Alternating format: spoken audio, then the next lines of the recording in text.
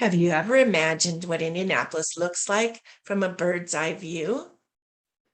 Sometimes a different perspective can be really valuable.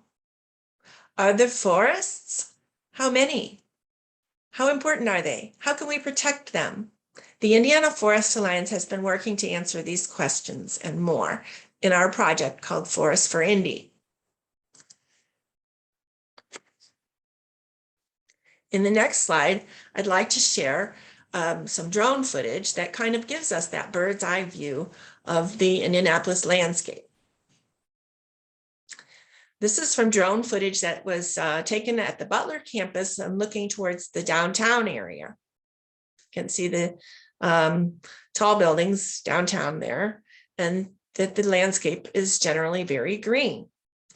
Indianapolis has about 33% tree canopy overall, but we were looking for urban forests. We're not used to thinking about forests in the city, but our working definition of a forest is continuous tree canopy larger than 1 acre. In this slide, you can see a forest on the east side that's about 40 acres and kind of rectangular. But this technology called LiDAR for light detection and ranging allows us to estimate the forest area even when it's a very irregular shape. This is called remote sensing because we gather the data from a distance. We haven't visited every forest in Indianapolis, but we're able to estimate the area of forests in Indy based on this technology and imaging. So our results show that about 16% of Marion County is forested based on our definition of 1 acre continuous tree canopy. And that's shown on the right-hand side of this slide. Now, about 15% of all these forests are in parks and somewhat protected from development, but 85% are privately owned forests and subject to development pressure as the city grows in population. In this slide, I'm kind of summarizing our results. So we found more than 4,000 forests total. 3,500 of them are between 1 and 10 acres. Around 600 of them are between 10 and 50 acres. 85 forests are between 50 and 100 acres, and 44 are larger than 100 acres. So you can see that we have many small forests and a few large ones left in the landscape in Indianapolis. And it's easy to take these wooded areas for granted. And sometimes they're thought of as kind of wasted space. But actually, these urban forests are providing really important benefits that are called ecosystem services. One of the most obvious services that forests provide is that they help keep our cities cool. It can be 40 degrees cooler in the shade. If you've ever crossed the street to walk in the shade, you know what I'm talking about. Forests can help cool our homes and help us save on energy bills in the summertime. But forests also help cool our cities in another way. Forest tree roots take up water from the soil and release it through their leaves in a process that's called evapotranspiration, which is really a kind of natural air conditioning. So it can be 6 degrees cooler, even a half a mile away from the forest shade. Those cooler temperatures are not just more comfortable, they're actually healthier. We know that hospitalizations due to asthma and heart attacks can skyrocket during heat waves. So these cooler temperatures are really having health benefits. Forests can improve our health in other ways.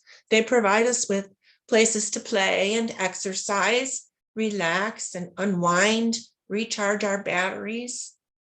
This can improve our physical and mental health and it can also reduce crime and improve property values.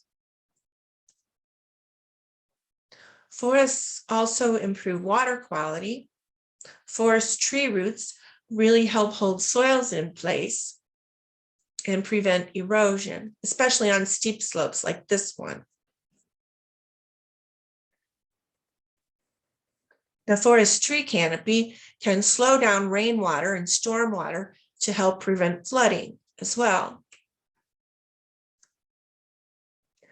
Forests are also important for wildlife. We found an eagle's nest and a heron rookery. Forests also remove carbon and air pollutants from the atmosphere.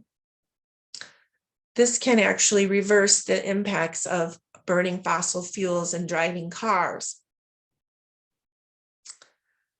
Trees can sequester carbon in the tree trunks and leaf material, and this carbon sequestration actually helps reverse the impacts of climate change. So forests are actually providing many services that are a type of green infrastructure that makes our city more resilient. We're not used to thinking of forests as a sort of integral part of the city, but they really are. And just to sort of drive that point home, I wanted to share this slide that is based on some research that was done by the Davie Resource Group in 2016 when they put together the tree management plan for the city. Now, their focus was on street trees only, and they came up with an estimate that the benefits that trees provide in terms of aesthetics, stormwater, energy saving, air quality improvement, and carbon capture is worth about $10 million a year.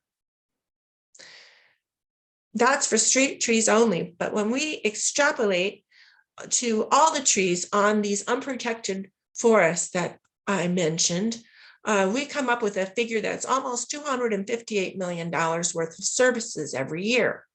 And I want to emphasize that these are real, tangible benefits that we would otherwise have to pay for in other ways. For example, we might have to build more deep tunnels if we lose these forests.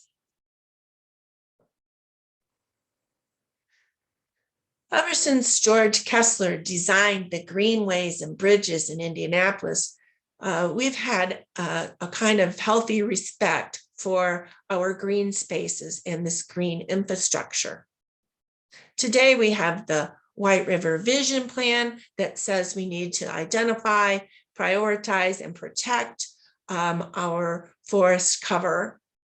And that we have the very recent Thrive Indy Plan that says we need to expand green space, improve stormwater infiltration, and build our climate resilience so that all our residents can have a better quality of life. In spite of these four-sided plans, we are losing forests every year. In this slide, I want to share another little video clip from the drone footage that shows the development of a shopping mall that resulted in the destruction of 28 acres of forest.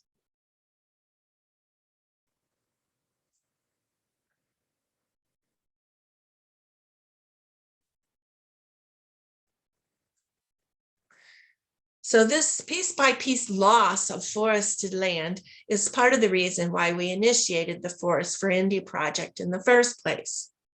We recently released a report that's called an Urban Forest Protection Strategy that lays out some ways in which we can protect these urban forests. And I want to tell you a few of the results. So in this slide, I'm presenting three sort of panels of showing how we looked at these forests from different perspectives and based on different criteria. So the first one is from an environmental perspective. And those are meant to reflect those ecosystem services, especially stormwater capture. It turns out that the environmental benefits are most closely related to the size of the forest. And the forests are scored on a scale of good, better, and best. And it goes from light green to dark blue. So you can see that the highest scoring areas in this panel are different from the highest scoring areas in the other two panels. When we looked at forests from an ecological perspective in the middle panel, we found that the ecological score is most closely tied to the age of the forest's connectivity to other forests, and the size. And we also looked at the forest through a social benefits lens. And this is based on the population and the social vulnerability of that population. We kind of blended these sets of criteria to come up with an overall score that's shown in this slide.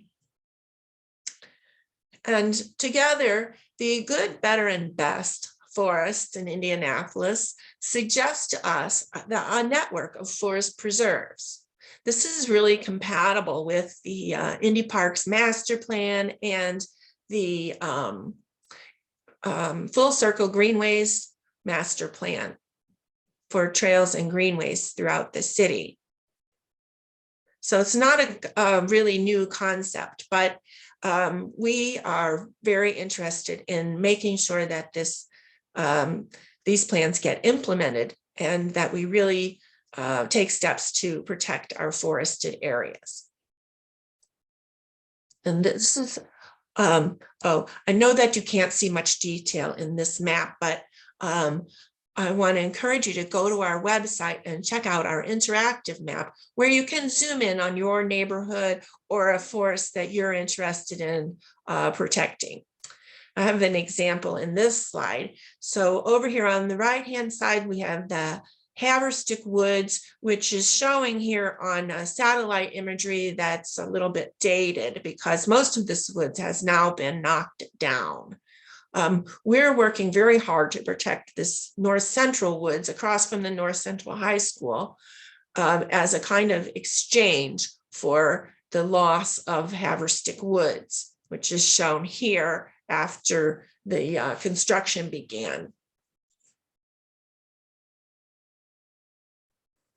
Right now, we have a moment of opportunity to protect thousands of acres of forest that remain in Indianapolis. And this forest presents a window of opportunity to preserve those ecosystem services that the forests provide. So the choices that we make about development today are going to affect the environmental, social, and ecological benefits that Indianapolis currently enjoys. And protecting them will help us create a kind of insurance against climate impacts, and it will also provide more equitable access to green space across the city. We're working with the mayor's office and the city county council to come up with ways to implement forest protection. Right now, we're researching the ways in which other cities fund forest protection. If this interests you, or if there's woods in your neighborhood that you'd like to protect, we invite you to partner with us as we work to build a groundswell of support for this idea of protecting a network of forests in the city. What can you do to help? Talk to your neighborhood association and your elected officials. You can invite us to speak to your groups. This might be your neighborhood association or your church or some clubs that you belong to, civic organizations. We are available because we really want to spread the word about this idea. You can become a neighborhood ambassador for the Forest for Indy project. You can help us lead tours of local woods, or do forest evaluations. We have some limited internships available, and we're always welcoming volunteers. We have a kind of checklist report card for the forest evaluation, so it's not too technical. We know that forest protection is going to happen on a case-by-case basis. Every property is different, so please feel free to contact us. If there's one thing that COVID has taught us, it's that things can change quickly. As the theme of this year's Neighbor Power Conference suggests, we really can build more resilient neighborhoods if we work together.